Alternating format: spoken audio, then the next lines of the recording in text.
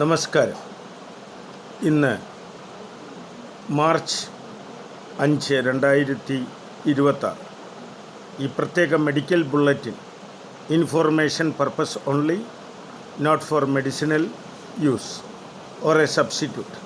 Senior professor doctor Suresh K Guptan, director AIMRC, principal medical scientist. ഇന്ന് ലോകം മുഴുവൻ അനുഭവിക്കുന്ന ഒരു പ്രധാനപ്പെട്ട ന്യൂറോളജിക്കൽ ഡിസീസാണ് സ്ട്രോക്ക് അഥവാ പക്ഷാഘാതം.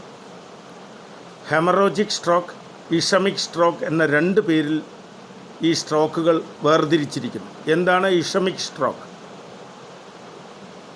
മസ്തിഷ്കത്തിൻ്റെ വലതുഭാഗത്ത് ഓക്സിജൻ്റെ പ്രവാഹവും രക്തപ്രവാഹവും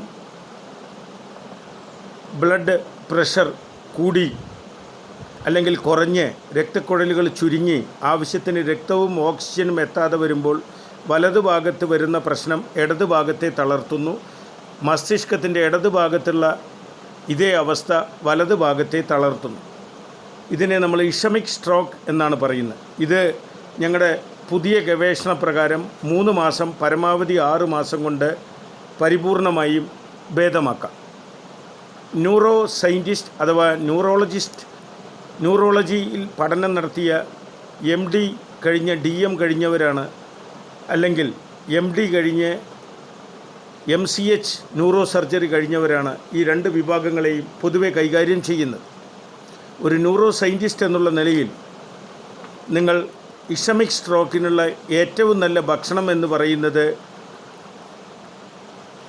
HB കൂടുതലുണ്ടാകാനുള്ള അയൺ അടങ്ങിയ ഭക്ഷണങ്ങളും പ്രാണവായു കൂടുതൽ കിട്ടാൻ യോഗ, മെഡിറ്റേഷൻ പോലുള്ള കാര്യങ്ങളും, ഡ്രൈ ഫ്രൂട്ട്സ്, ഇലക്കറികൾ, മാതളം, ചക്കരക്കിഴങ്ങ് പോലുള്ള ഭക്ഷണങ്ങളും, ഒപ്പം ഈ ശരീരത്തിൻ്റെ പല കോശങ്ങൾ ഡെഡ് അഥവാ തളരുന്നതിനാൽ, ഒരു ഭാഗം തളർന്നതിനാൽ CoQ10 കോഎൻസൈം Q10 L-കാർണൈറ്റ് എന്ന 2 ന്യൂട്രീഷൻസും അടങ്ങിയ ഭക്ഷണമോ സപ്ലിമെൻറ്റോ ധാരാളം കഴിക്കേണ്ടി വരും. ഈ ഹെമറാജിക് സ്ട്രോക്കിനുള്ള വഴി മെഡിക്കൽ മാനേജ്മെൻറ്റ് മാത്രമാണ്. അമിത ലൈംഗികാസക്തിയാണ്. ലൈംഗികത കൂടുതലുള്ളവർക്കാണ് ഹെമറാജിക് സ്ട്രോക്ക് 100-ൽ 95 പേർക്കും കണ്ടുവരുന്നത്. ഇത് ഞങ്ങൾ ഗവേഷണത്തിൽ കണ്ടെത്തിയതാണ്. അവിടെ രക്തപ്രവാഹം, രക്തക്കുഴലുകൾ പൊട്ടി രക്തം പോകുന്നു. പാലിയേറ്റീവ് മെഡിക്കൽ മാനേജ്മെൻറ്റ് മാത്രമാണ് നിലവിലുള്ള വഴി.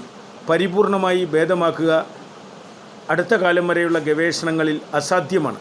പക്ഷേ അതിനുള്ള പഠനങ്ങളും ഗവേഷണങ്ങളും, ന്യൂറോ സർജറിയിലുള്ള ഗവേഷണങ്ങളും ഞങ്ങൾ തുടർന്നുകൊണ്ടേയിരിക്കും.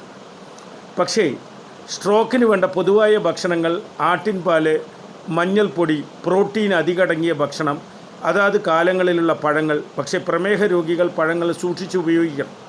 വെള്ളം ധാരാളം കുടിക്കണം. 10 മണിക്കൂർ വരെ ഉറങ്ങണം.